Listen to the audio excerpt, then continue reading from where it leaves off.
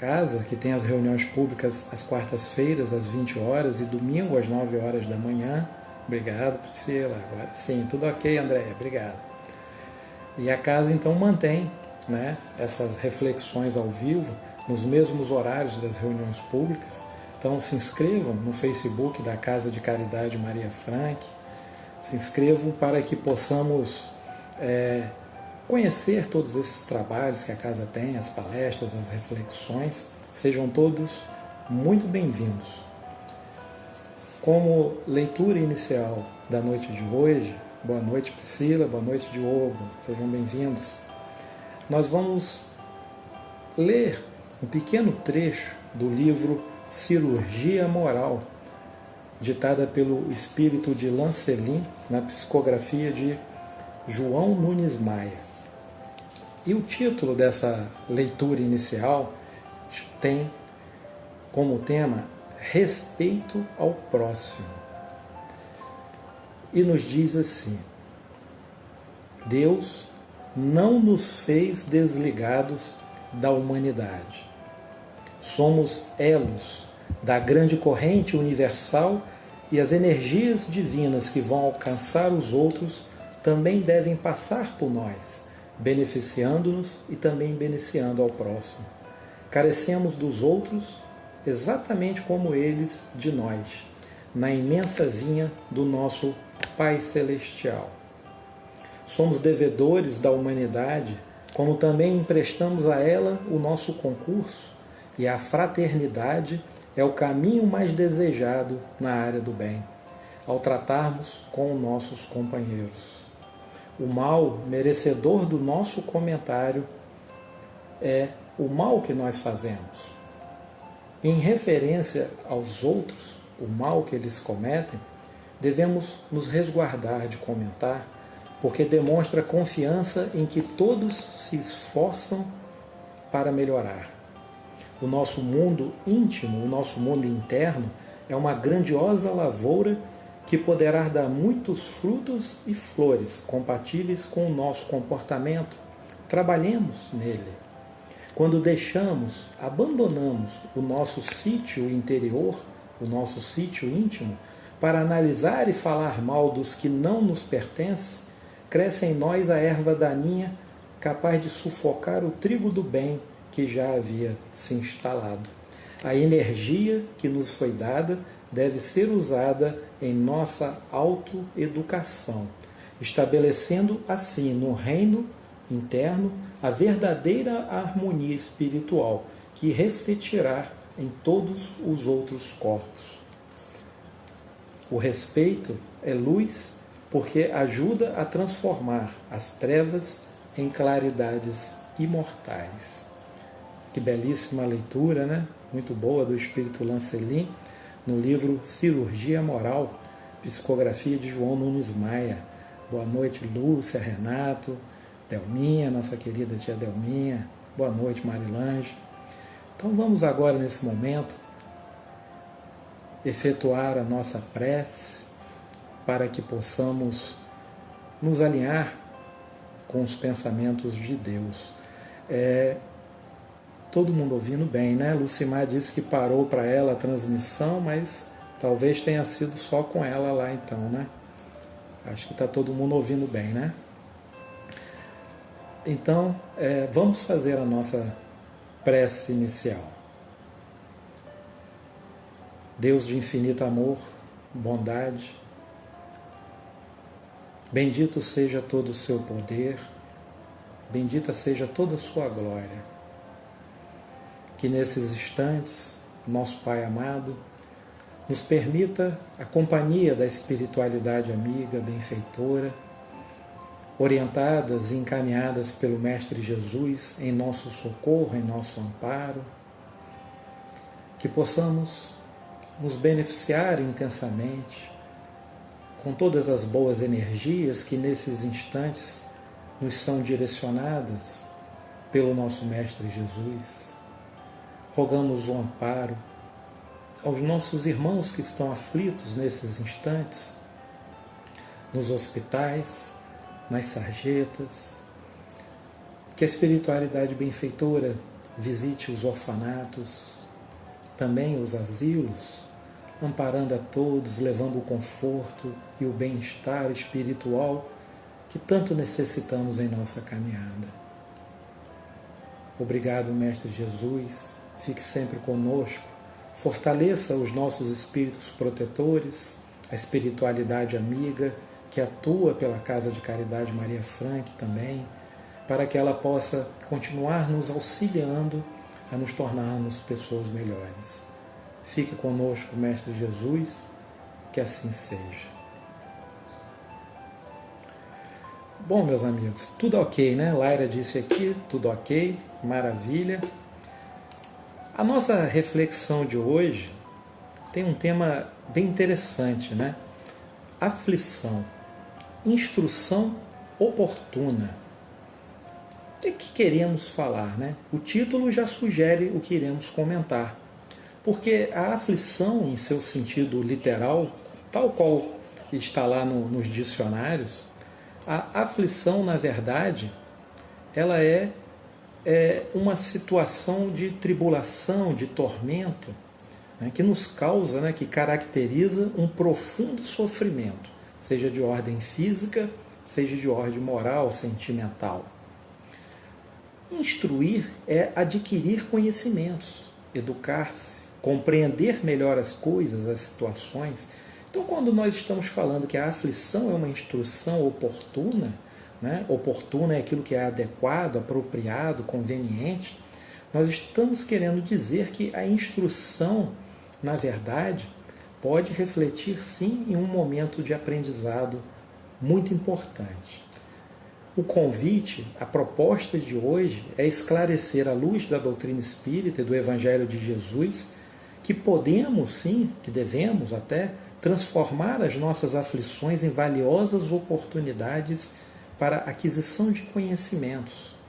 Por isso que estamos convidando a todos nesse instante, para que possamos pegar o nosso desânimo, a nossa tristeza, o nosso desespero, a nossa cólera, a nossa irritação e transformar isso tudo em aprendizado. Que todos esses sentimentos tão infelizes possam ser transformados em aprendizados no combate às nossas imperfeições. Afinal de contas, meus amigos, Jesus veio a nos dizer: no mundo tereis aflições, mas animai-vos, eu venci o mundo. João 16:33.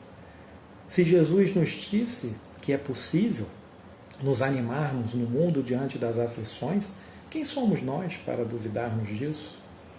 E quando Jesus faz essa afirmação para os seus discípulos, é durante um dos seus últimos momentos em que ele está aqui em nosso planeta, encarnado em nosso meio. E Jesus então esclarece para os discípulos que sobre as coisas que iriam acontecer, né, esse capítulo todo 16 vem deixando bem claro. E aí, o que Jesus deseja é que seus discípulos não percam a sua fé, não se abalem, não deixem a sua fé se abalar diante das situações adversas que irão surgir dali para frente. A intenção é de incentivar os discípulos a ficarem firmes, a ficarem firmes na sua fé, na confiança em Deus e nos ensinamentos de Jesus. No mundo tereis aflições, mas tendes bom ânimo, eu venci o mundo, é o que nos diz o Mestre Jesus. Alguns podem até falar, mas quem sou eu para ter bom ânimo? Jesus é Jesus. Mas nós vamos ver que a recomendação do Mestre é para que possamos aprender com as nossas aflições. A aflição, ela pode ser representada por um simples mal-estar, como nós dissemos, físico ou moral.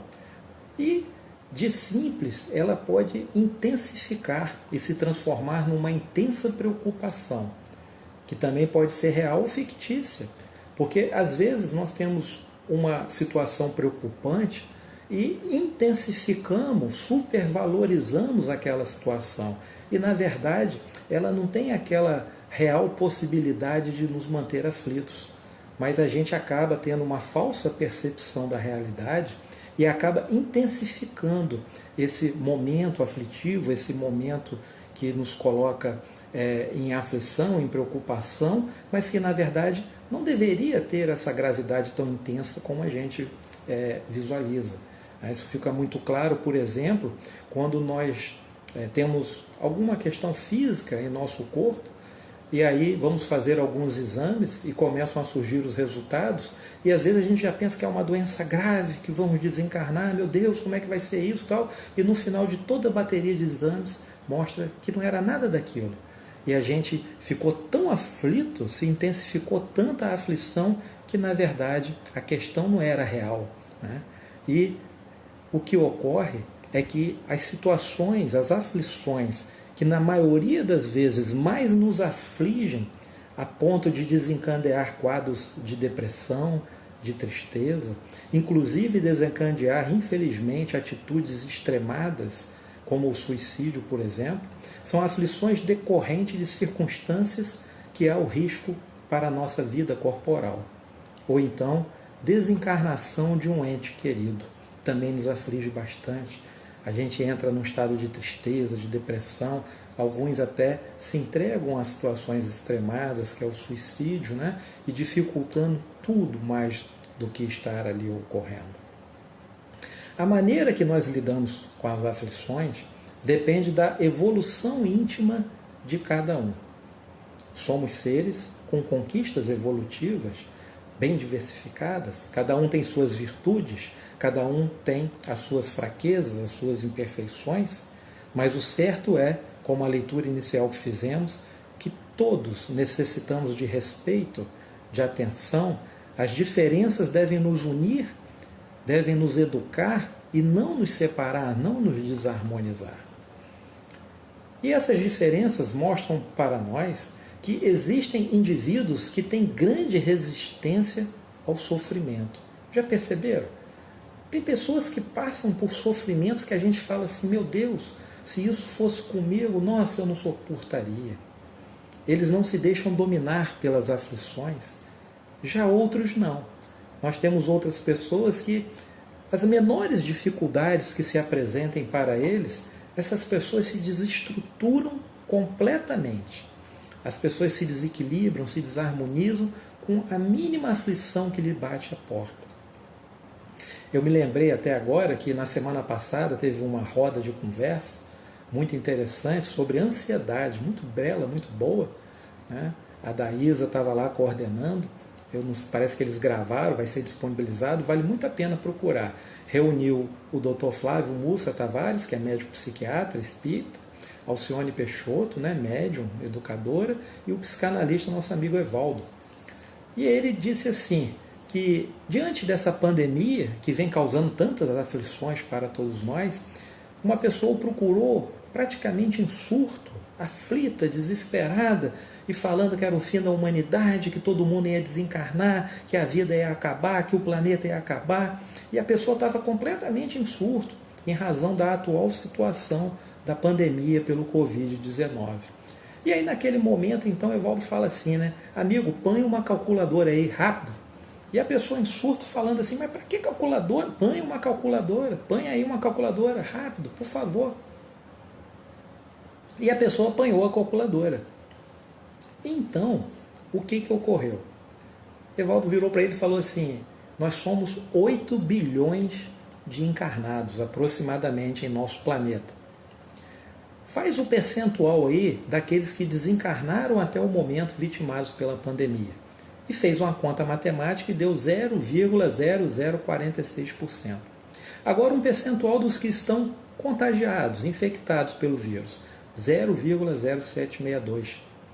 E aí então a conclusão que a gente fala, bom, se fosse para Deus exterminar a humanidade, se fosse para Deus colocar fim em tudo que está ocorrendo, ele não começaria com esse percentual de 0,00, né? São muitas mortes, são muitos desencarnes, a tristeza é muito grande, mas certamente não será o fim da humanidade. Porque se fosse para ocorrer o fim da humanidade, algo mais catastrófico teria ocorrido, né? Por exemplo, um meteoro vinha, atingiu o planeta, tsunamis, terremotos, a destruição seria maior. Mas esse exemplo vem a mostrar para nós que uma situação que é realmente preocupante, a pandemia, que muitas pessoas estão desencarnando, que é muito triste, difícil de passar por esse momento, mas é uma situação preocupante, mas que ela foi intensificada naquele momento, porque o medo exagerado da morte daquele rapaz bloqueou o seu raciocínio, a sua reflexão. Então a gente percebe aí como que o conhecimento é importante, né?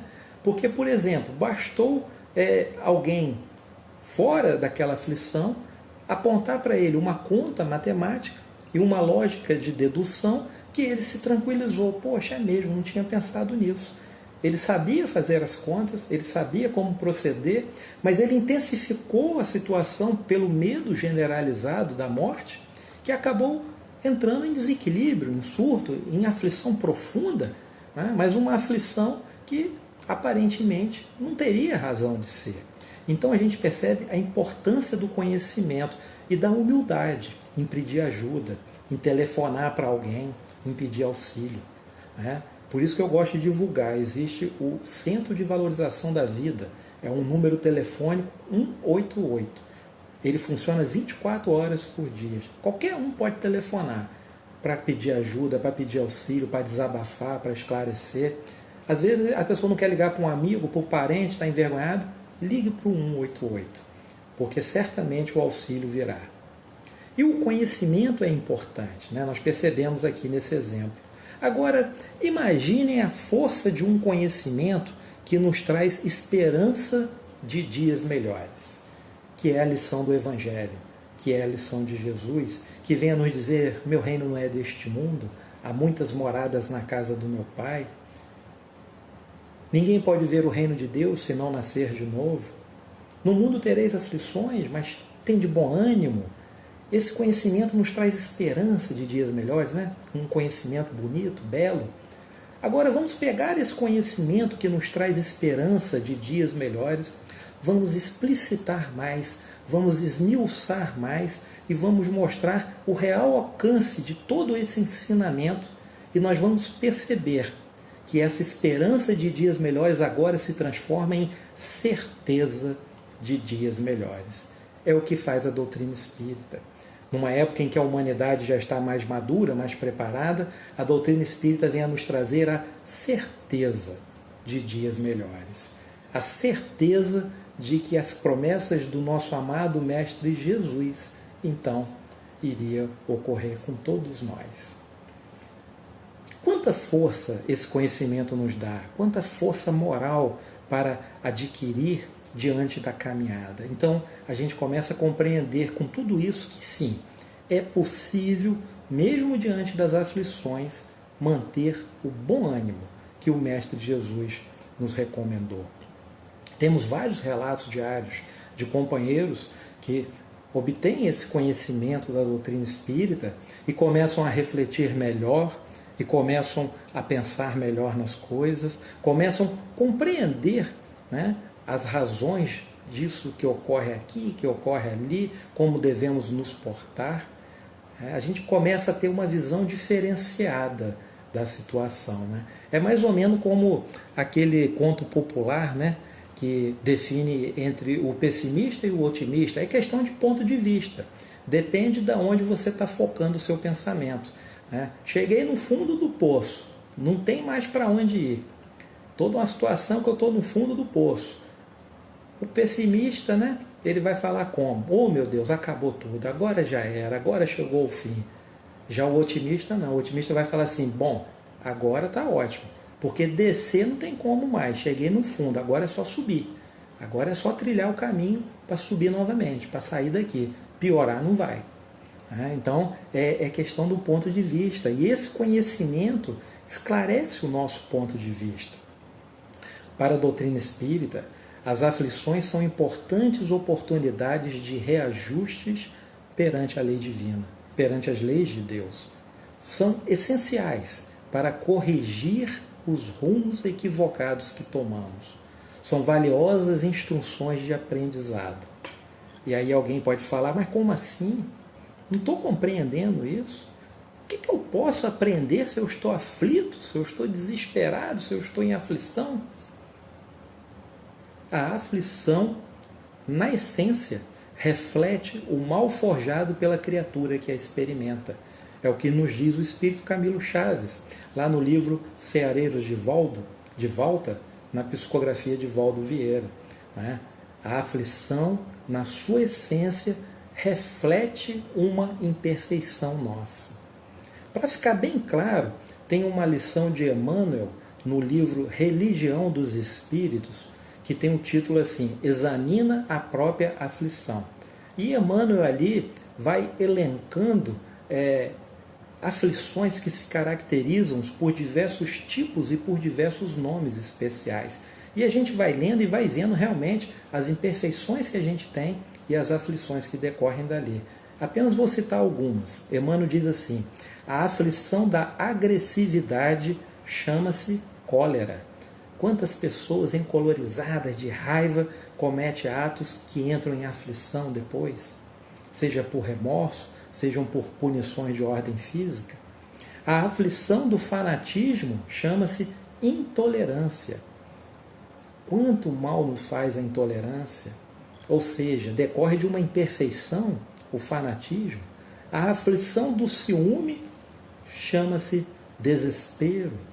Quantas pessoas, por conta da imperfeição do ciúme, tiram a vida dos outros, praticam atos de violência por ciúme disso, do aquilo, dessa ou daquela pessoa. E aí Emmanuel termina dizendo assim, a aflição da injustiça chama-se crueldade. Tudo que é cruel é injusto, na verdade, né? E cada criatura tem a aflição que lhe é própria. E é isso que a doutrina espírita começa a nos mostrar.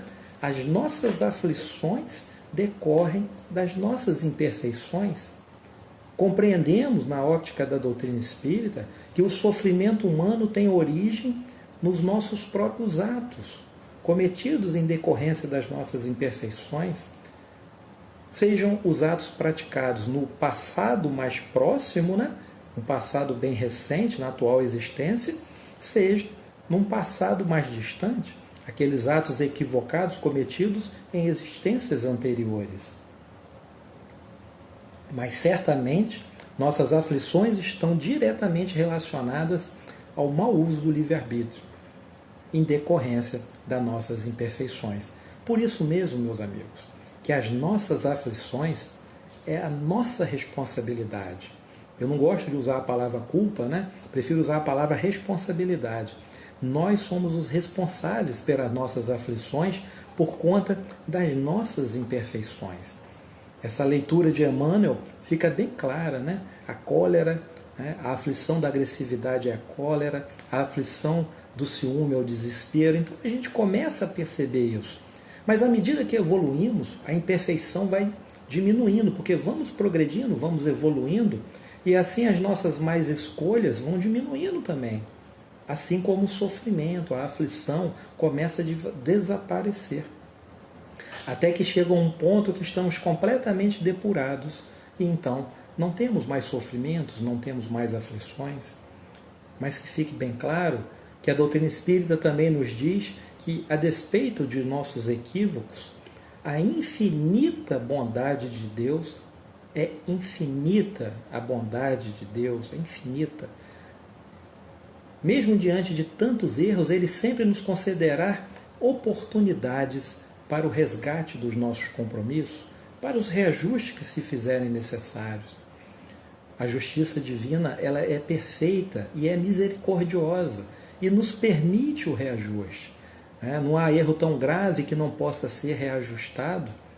E aí alguns podem falar assim, bom, mas já que todo erro que eu pratico eu tenho o direito de reajustar, então vou continuar errando, não tem problema não. Esse negócio de acertar dá muito trabalho, né? Dizem alguns, né? Só que tem o seguinte, meus amigos, o processo de reajuste que passa pelo arrependimento, reparação e expiação é um processo difícil.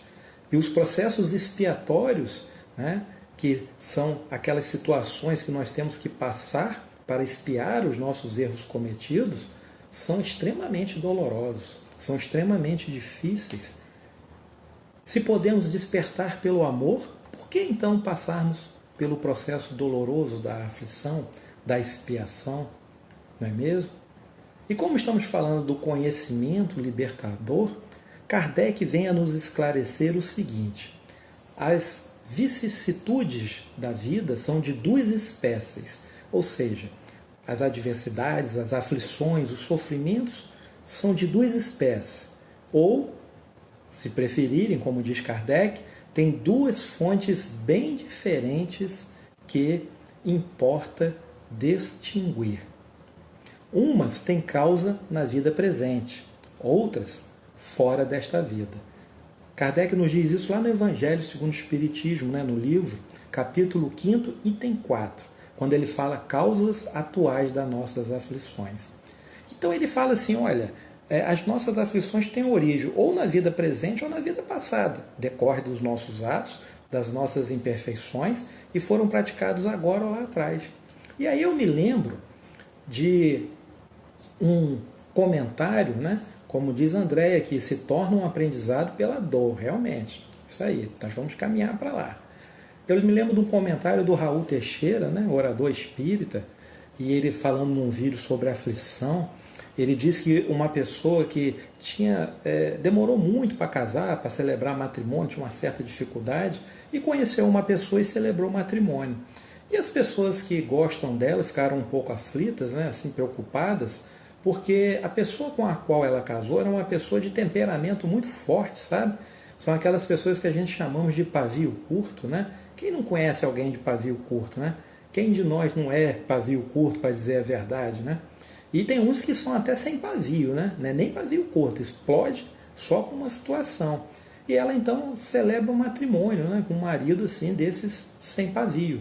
E numa ocasião que eles foram comprar um eletrodoméstico para casa, que ela estava grávida, engravidou dele, precisou comprar, parece que uma geladeira maior, foram comprar e na volta, retornando à sua casa, no trânsito, ele dirigindo o carro, um taxista dá uma fechada nele.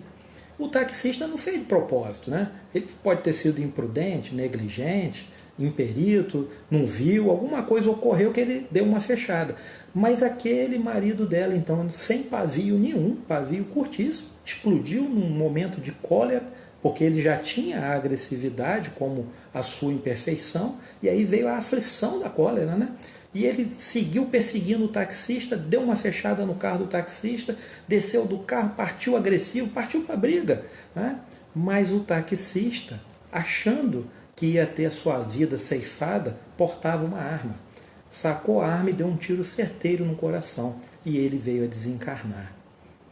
Então ele desencarna vítima de uma situação criada em razão da sua agressividade. E aí imaginemos esse espírito que desencarna naquele momento, próximo a ser pai, vítima da sua própria imperfeição, que foi a agressividade. Quanta aflição deve estar lhe envolvendo agora nesse instante, no plano espiritual, mas ele pode se queixar de alguém, a não ser dele mesmo? Porque afinal de contas, ele que se enraiveceu e foi atrás daquela pessoa, Mas aí a gente lembra também do motorista do táxi, preso pelo homicídio cometido. Então nós temos um aflito que desencarnou e um aflito que foi preso, está na prisão por conta de um homicídio. E essa aflição da prisão decorreu do fato de que ele adquiriu uma arma, provavelmente para se defender de ladrões, de roubo, de alguma coisa, mas usou a arma para tirar a vida de outro que lhe foi em direção para discutir numa briga de trânsito. E a aflição dele também decorre da escolha dele de ter adquirido uma arma. Não pode acusar mais ninguém. Mas e essa mãe que ficou ali grávida, sem o marido, naquela situação toda? Alguém pode falar assim, meu Deus, quanta aflição, criar um filho sozinho, demorou tanto para casar, vai ficar sozinha de novo, meu Deus, ela não fez nada por merecer isso. E aí entra o que Kardec falou. Ao que tudo indica, nessa vida não, mas e fora dessa vida? Será que ela não fez? Será que não aconteceu alguma coisa? Da mesma maneira, por exemplo, às vezes a gente tem um filho ou uma filha, a filha casa com alguém ciumento, e num momento de ciúme extremo, por uma situação que às vezes nem existe, tira a vida da nossa filha. E aí a gente pensa assim, gente, mas ela era uma pessoa tão boa, não fez nada por merecer, mas nós não sabemos. Não nessa vida, mas e nas vidas anteriores? Quem sabe também ela não é um espírito tão evoluído que veio encarnar sabendo que a sua morte ia ser do gênero da morte violenta, apesar de não ter contribuído para nada daquilo, para deixar um aprendizado, para despertar na família um sentimento de perdão, um sentimento talvez de conhecimento das coisas de Deus, que a família talvez não tivesse, nós não sabemos, né? A lei de causa e de efeito, é exatamente isso, né? E aí é o que Kardec nos fala, Evangelho segundo o Espiritismo, capítulo 5, item 21, perda de pessoas amadas, mortes prematuras. Está lá escrito, nada se faz sem um fim inteligente. E seja o que for que aconteça, tudo tem sua razão de ser. Se investigássemos melhor todas as dores que nos são cometidas, nela encontraríamos sempre a razão divina, a razão regeneradora. André está nos falando, por isso que nossas ações têm de ser pensadas, refletidas, exatamente, porque tudo tem consequência. Na maioria das vezes, para nós mesmos e também para os outros, o que é muito triste, né? Mas é exatamente o que Kardec faz. Tudo tem uma razão de ser. Nas nossas aflições, se pararmos para refletir, nesse exemplo que nós demos, tudo tem uma razão de ser. Aquela mãe grávida, talvez não, talvez ela deve ter falado com o marido, não vá, deixa isso para lá, por favor, e ele não a ouviu, e ele foi. Mas e nas vidas anteriores, a gente não sabe. Talvez aqui isso tenha ocorrido para que ela tenha também um aprendizado, nós não vamos nunca saber. Podemos supor inúmeras situações, mas ter certeza do que houve não sabemos. Por exemplo, talvez ela poderia, numa encarnação anterior, ter tido um bom marido, uma pessoa que lhe deu todo o carinho, toda a atenção, e ela não o respeitou, e ela não lhe deu a atenção devida, o ridicularizou, o humilhou, né? E por isso daí talvez a dificuldade em celebrar um matrimônio na atual existência, não sabemos, né? Pode ser N situações, né? O que temos que ter certeza é que se alguém falar, não, foi isso, foi exatamente isso, se matou foi porque matou outro na outra vida. Não, não necessariamente é assim. Nós não sabemos, né? Às vezes a espiritualidade nos revela, mas em casos bem específicos. Mas é o que Kardec nos diz. Se investigarmos melhor, sempre encontraremos a razão divina, não a nossa razão. O nosso raciocínio, a nossa racionalidade é incapaz de julgar uma situação. Não temos esse conhecimento, a matéria limita o nosso entendimento, mas a razão divina. E aí ele acrescenta, razão regeneradora. É exatamente o que ele nos diz. E Kardec continua ainda, falando das causas anteriores e das aflições, agora no capítulo 5, item 6, olha só que coisa esclarecedora. Se há males nesta vida, de que o homem é a causa principal, há outros para os quais ele é, pelo menos na aparência, completamente estranho. Parece que o atingiu como que por uma fatalidade. Como no caso dessa mãe grávida, poxa, o que ela fez para... Né? Aparentemente ela não fez nada nessa vida. E aí Kardec dá alguns exemplos de situações assim. Perda dos entes queridos, ou seja, desencarnação de pessoas amadas. A gente não fez nada para aquela pessoa desencarnar. E ela desencarnou, nos deixando o sustento, o amparo, o amor, o carinho, né?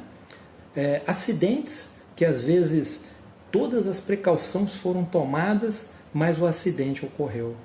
Situações que decorrem, por exemplo, dos fenômenos da natureza, de tsunamis, né? Tudo isso. Oi, William, boa noite, meu amigo, seja bem-vindo. As pessoas desencarnam e não contribuíram para nada daquilo. Enfermidades, às vezes, de nascença que nós trouxemos, ou enfermidade que nos acomete na vida e nós não fizemos nada daquilo. Tem pessoas que, às vezes, identificam uma doença no pulmão e nunca fumaram na vida, e tiveram um problema no pulmão. Ele nunca fez nada daquilo. É o que Kardec está dizendo. Tem pessoas que parece que são atingidas por uma fatalidade, né? Não é mesmo? Oi, Alessandra, tudo bem, minha querida? Seja bem-vinda. E aí Kardec continua lá no Evangelho. Todavia, em virtude de constatação de que todo efeito tem uma causa, tais aflições, tais sofrimentos, tais misérias são efeitos e devem ter uma causa.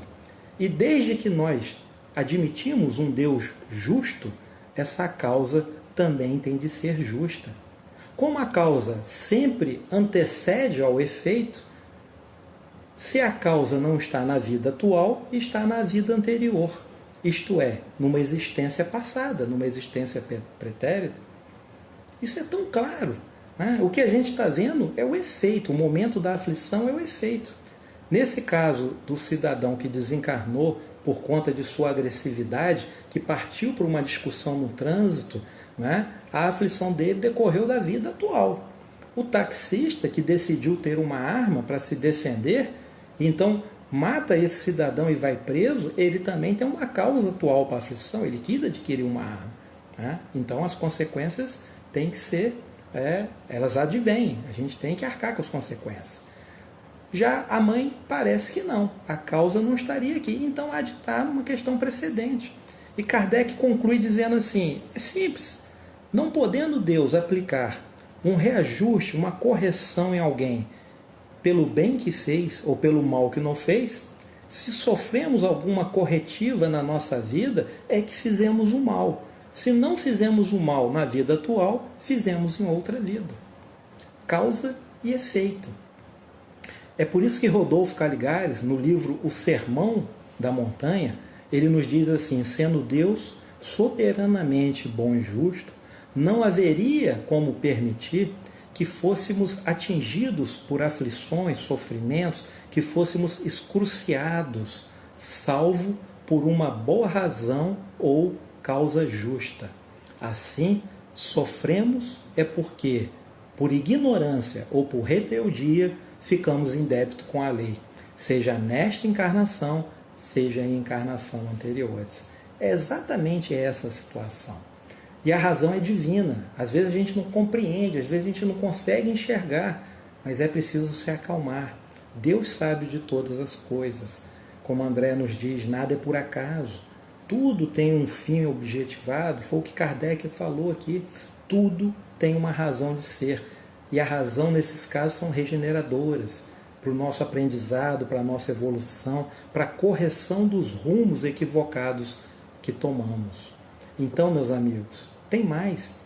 Deus, sendo soberanamente bondoso e justo, jamais iria nos fazer passar por uma situação tão aflitiva que nós não tivéssemos força para suportar.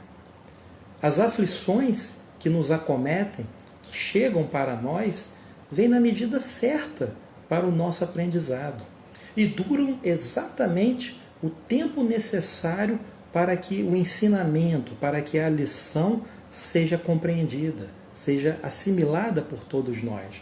Não dura nem um minuto a mais, nem um minuto a menos. Porque se Deus é soberanamente bondoso e justo, Ele não vai nos dar um fardo maior do que podemos carregar. E isso é tão importante, esse conhecimento, porque é isso que nos livra de atitudes extremadas, do desespero, do suicídio, né? Daquela falta de vontade de se erguer, de seguir adiante, de compreender que se eu estou passando por isso há uma razão de ter, mas eu não vou deixar me abater. Porque, meus amigos, as aflições da vida são sim situações, expiações de faltas de outras existências, quando não resultam da vida atual. Está lá na questão do Livro dos Espíritos, 983, e os Espíritos nos dizem o seguinte, quando nós desencarnarmos, nós vamos compreender tudo, nós vamos compreender essa situação. Isso é interessante, quer ver uma aflição atual? Meu Deus, para que eu fui encarnar no Brasil? Justamente agora, ainda mais agora, nessa pandemia, que está tudo muito doido, que parece que não tem ninguém tomando a rédea das situações. Meu Deus do céu, é uma aflição atual, né? Para que eu fui encarnar aqui agora?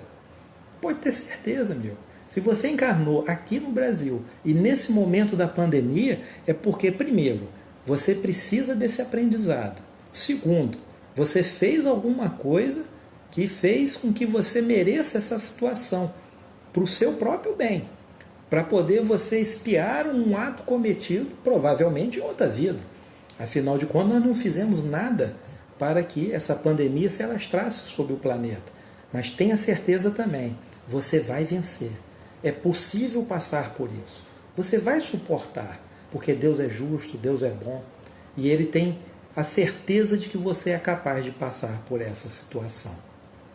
Por isso mesmo que a doutrina espírita nos diz que as aflições são sinais, advertências de que procedemos mal, pegamos o caminho errado. E o sofrimento, a dor, tudo isso que nos ocorre é a placa de sinalização, né? É o guarda municipal no trânsito falando, o caminho não é esse não, o caminho é para cá. Você precisa melhorar isso daí. Porque é esse sofrimento que vai nos fazer, ou pelo menos deveria nos fazer, sentir a necessidade de identificar a imperfeição que nós temos e nos transformarmos em pessoas melhores. Porque senão, meus amigos, se assim não fosse, nós perpetuaríamos em nossa imperfeição, né? Nós perpetuaríamos em nossa situação. Nós temos um planejamento reencarnatório, como a Andréia lembrou aqui. Temos um planejamento reencarnatório, né? Se eu encarnei no Brasil, estava planejado. E se eu encarnei nesse momento, estava planejado. E por que estava planejado? Porque eu tenho que passar por isso. Alguma razão há de ter para isso. Porque a dor tem um papel fundamental no nosso aprendizado. O Espírito Hamed, no livro Renovando Atitudes, no capítulo 5º, né, ele diz assim, durante muito tempo, a dor terá função dentro dos imperativos da vida, estimulando as pessoas às mudanças e às renovações, porque não aceitaram que o amor muda e renova. É o que Hamed está nos dizendo. Se não for pelo amor, vai pela dor, né? Não aceitamos que o amor muda e renova, então a dor durante muito tempo ainda exercerá em nosso meio, em nossa vida, né, os imperativos da vida, nos estimulando a mudar. E Hamed ainda continua e nos diz assim, Jesus afirmou que as ações benevolentes impedem os efeitos negativos, quando ele então nos disse, muito lhe foi perdoado porque muito amou, mas a quem pouco se perdoa é porque pouco ama. Está lá em Lucas 7,47. E também outra passagem que Hamed cita, o amor cobre uma multidão de pecados.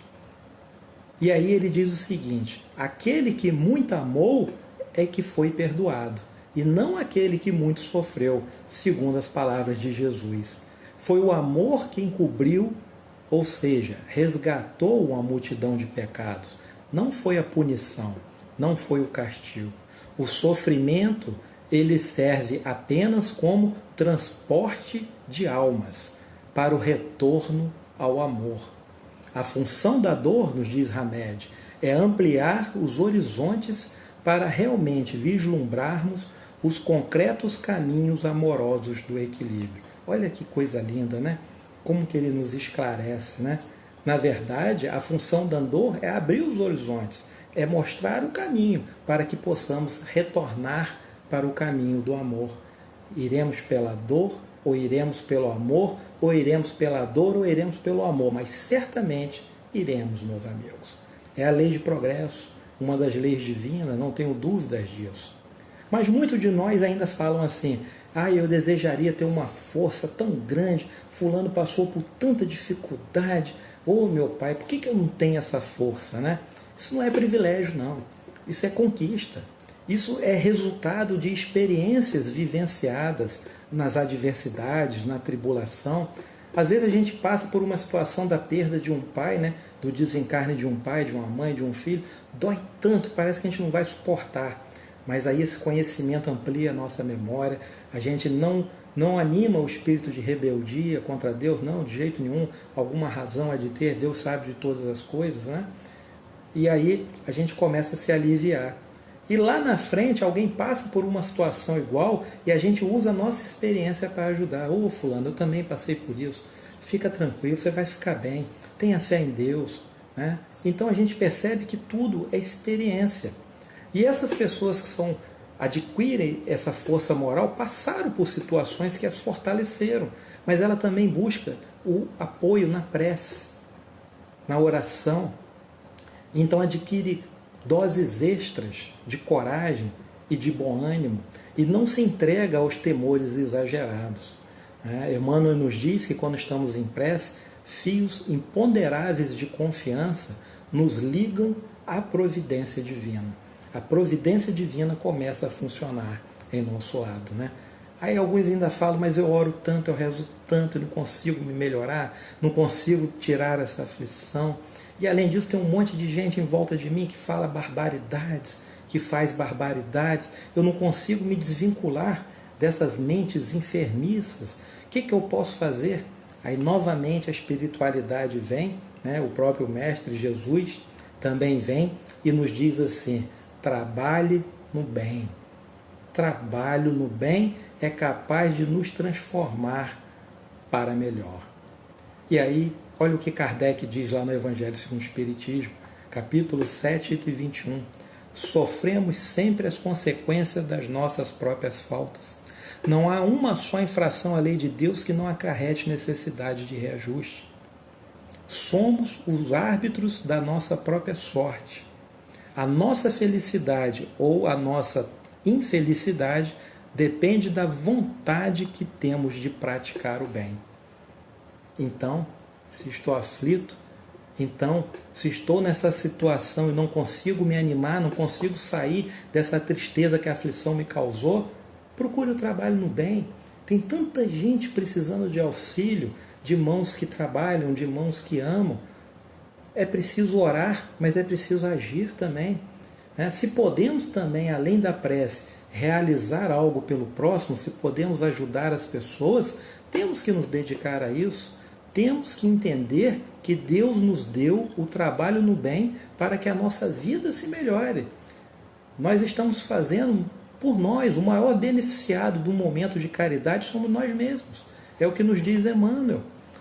Temos que focar nessa situação, temos que ficar atento a tudo isso. Assistindo uma palestra do amigo Rafael Menezes, conheci aí agora na Rádio Espírito Esperança, fez uma palestra belíssima, e ele falou de uma situação em que Divaldo foi fazer uma exposição, uma palestra, e ele estava ali focado, preparando para entrar e para falar, e uma mãe chegou perto dele e falou assim, Divaldo, meu amigo, me ajuda. Aí ele ficou meio assim, e ela disse assim, a luz lá em casa está cortada, meus filhos estão sem dormir, eles têm medo do escuro, me ajuda a pagar a conta de luz. E Divaldo naquele momento ele ficou meio que assim, não entendeu, apreensivo, poxa, eu estou aqui para fazer uma palestra, como é que a organização deixa isso acontecer, por que ninguém ajudou a ela e tal, e tirou um pouco do foco de Divaldo, porque ele estava focado naquele momento em fazer a palestra. Alguém pode falar assim, poxa, mas Divaldo também é ser humano igual a gente, nós temos nossos momentos também que a gente se balança, E aí Divaldo começa a ficar aflito com aquilo e ficou meio assim, poxa, como é que pode isso? Que organização é essa? Pensando, E aí Joana de Ângeles vem no ouvidinho dele e diz assim, Divaldo, meu querido, essa mãe está sem dormir há 3 noites por conta da ausência da energia elétrica. Seus filhos têm pavor à escuridão. Estão chorando todas as noites e não as deixam dormir. A prece dela, pedindo auxílio a Deus, foi com tanto fervor, com tanta sinceridade, que varou o universo e encaminharam a prece diretamente a Jesus. E Jesus então ordenou, encaminhe essa senhora para próximo do primeiro cristão que estiver perto dela, porque ele certamente terminará com o seu sofrimento, ele certamente a auxiliará. E aí Joana diz assim, Divaldo, aqui nesse momento o cristão mais perto dela é você. E aí Divaldo então, ele, oh meu Deus, e eu aqui focado na palestra, que também é fazer o bem, divulgar a doutrina espírita, consoladora, mas nós temos que estar atentos a todos os convites amorosos do Evangelho. Se podemos, além de falar, também socorrer, por que não? Se podemos socorrer e também falar, por que não? Esse é o foco, meus amigos. A gente tem que estar atento, e às vezes isso passa despercebido. Percebemos que o próprio Divaldo, que está bem acima de nós na evolução, as suas obras de auxílio aos menos aquinhoados é enorme, e ele naquele momento ali estava focado em um lado, deixou do outro, mas perceba, nós temos esse momento sim, né? E essa mãe deve ter chorado muito, muitas noites. Não é proibido chorar. Temos que chorar, claro, mas temos que entender, não podemos perder tanto tempo chorando, não podemos perder tanto tempo se lamentando. Oi, Flávia, tudo bem?